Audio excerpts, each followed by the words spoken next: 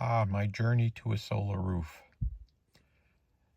It's hard to believe it's been a couple of years since I started this journey to try to figure out, does it make economic sense?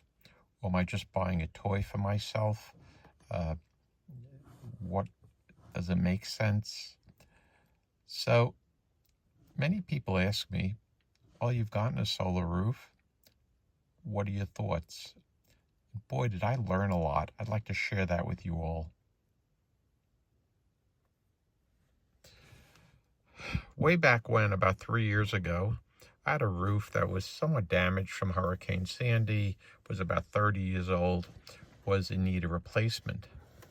And maybe I bought too much of the Elon Musk bullshit that the tiles he was developing were going to basically be relatively inexpensive, or maybe more expensive than asphalt tile, but would serve the purpose of a solar roof.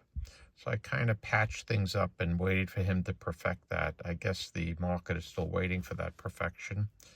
But that was my first attempt. And my home in the East Coast, where it's hot and sweaty, I got two massive air conditioners, so I am quite the consumer of electrical power.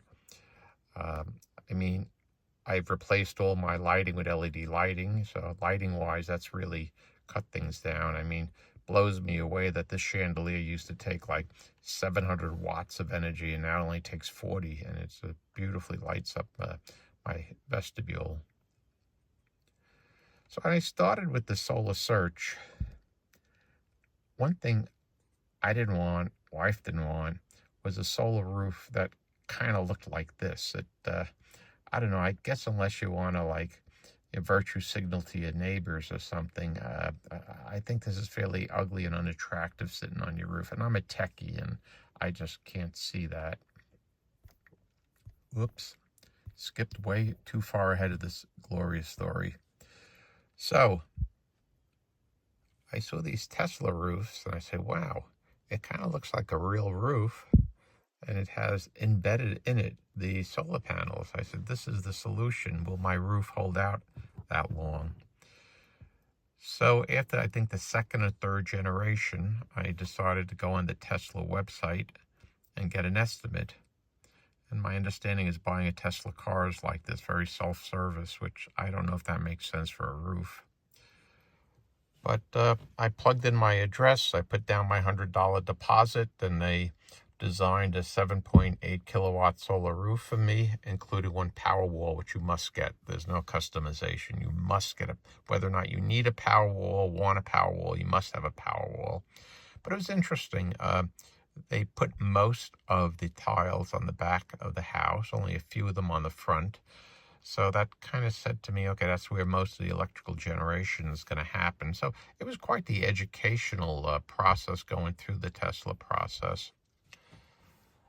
It was somewhat of a sticker shock when I got the price of $78,000. Whoa, a new asphalt roof cost about $50 for a solar roof. I mean, granted, there's all sorts of incentive, tax rebates over the years you're going to get, and that makes figuring this out a little on the complex side. But I thought I was thinking $50,000. Now, a friend of mine who's done well in life is talking about buying a Rolex for $50,000, and he said, well, at least you'll have a solar roof for your toy. My toy is just going to sit on my wrist. And so I don't know if this makes sense or if this economically doesn't. Now, it's been a couple of years back. Maybe Tesla has it all figured out. But they then like give you a revision after they inspect your house. And now all of a sudden it's up to $82,062 after tax break. So this is now becoming really super expensive. And I'm thinking to myself, I don't think this solar roof is ready for prime time. Further investigations by Tesla into my roof. I think I have a pretty standard roof. Now we're up to $87,000. I mean, this is becoming ridiculous, but I'm still trying to figure out if over 30 years it does look nice, blah, blah, blah. And lo and behold, out of the blue, they cancel my roof.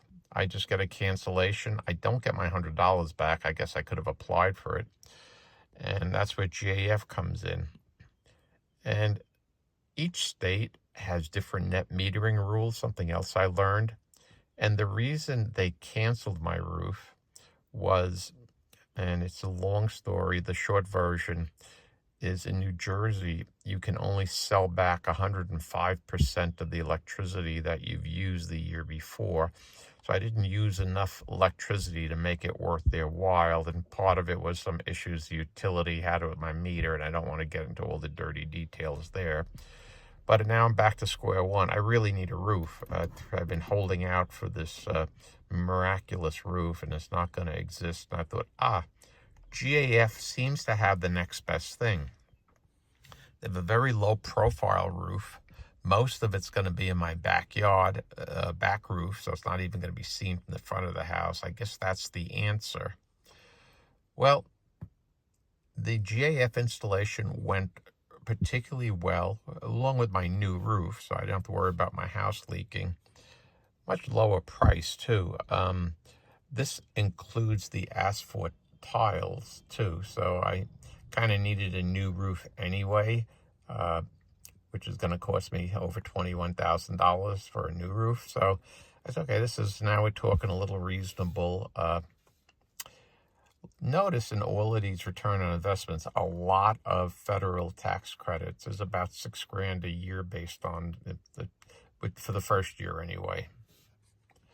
So this was my first solar roof. You could see not much solar. Once again, long story short, my roof was undersized. They did the wrong calculation on my consumption. Too long a story to get into. But I needed a Rev 2 because of this undersizing my roof. Now on to Rev 2. What I learned about the GAF roof is although the efficiency is the same as an ugly solar panel, the reality is the kilowatts per square inch or roof is not as good as a more traditional, I'll call it ugly solar panel. But it kind of hit me. It's the back of the house. My roof is not angled. You really can't see it. So I was going big and ugly for the appropriate sized roof, which was really 8.3 kilowatts. One thing I learned through the process, I can't see how Tesla is going to do this all remote control. They did it through a response center. I talked to different people every time I called. And maybe it's changed in a few years.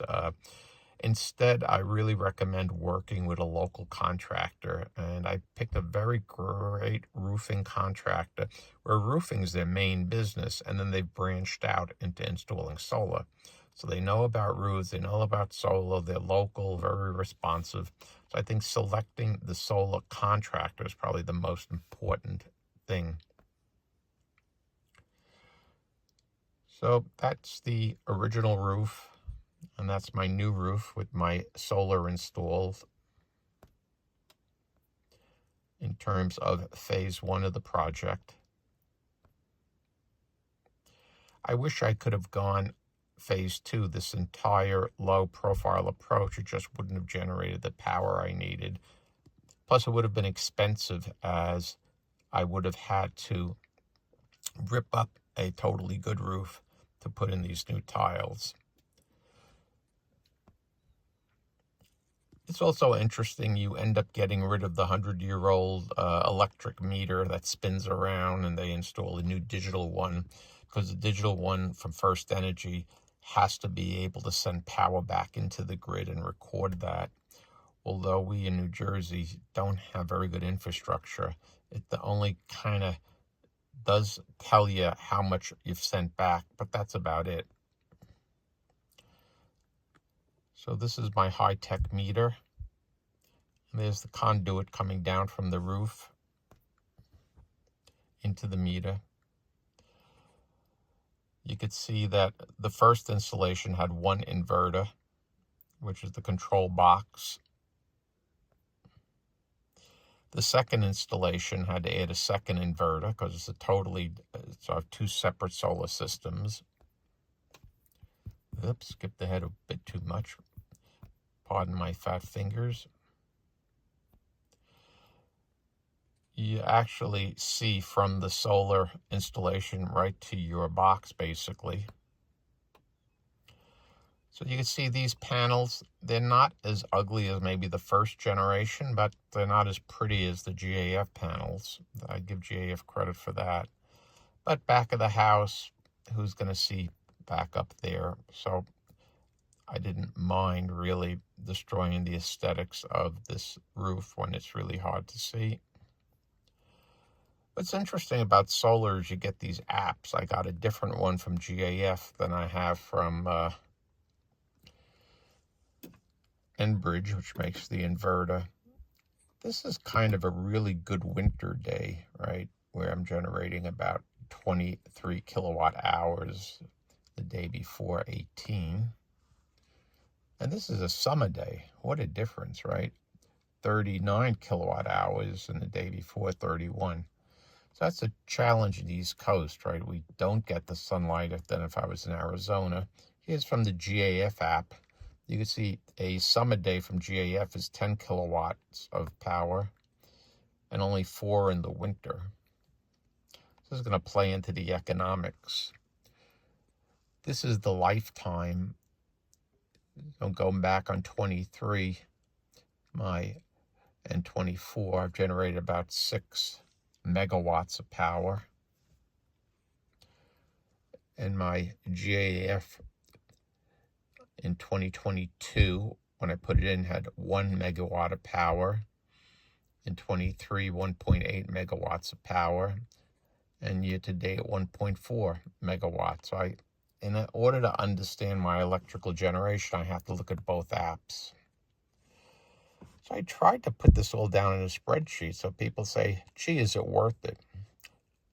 Good question. I mean, I tried to separate out the tax incentives, and for each installation, I believe I got a tax credit of $6,000 per installation. So that knocks $12,000 off the total cost. New Jersey has this really strange rebate. They give you $80 per 2 megawatts you generate, but you gotta report it, and it becomes a full-time job for $80. They also have these third-party services that you basically give them access to your apps, and they basically report it for you, which I've done because the reporting is just so onerous. So I'm thinking the cost of the first solar, the small one was $8,000. The second one was $21,000. But with the incentives I got, really the net cost was $16,700. And then I tried to look at the cost per month. Long story short, it does look like the 8 years payback is about right. I kind of take the spreadsheet out. I'm coming out to about 8.4 years. That's only 1 year of data. So I think the solar contractor was pretty straight with me. The roof's going to last about 30 years. So I think economically, you got to argue it out. The tax incentives may or may not make sense. But as a former electrical engineer, this has kind of been a fun project. I get back to probably am I having more fun with the solar roof than my buddy with his Rolex? I would say yes. And I'm also, now that I got a plug-in hybrid, cutting into my pretty onerous electric bills. So if I had to do it again, yes, I'd do it again.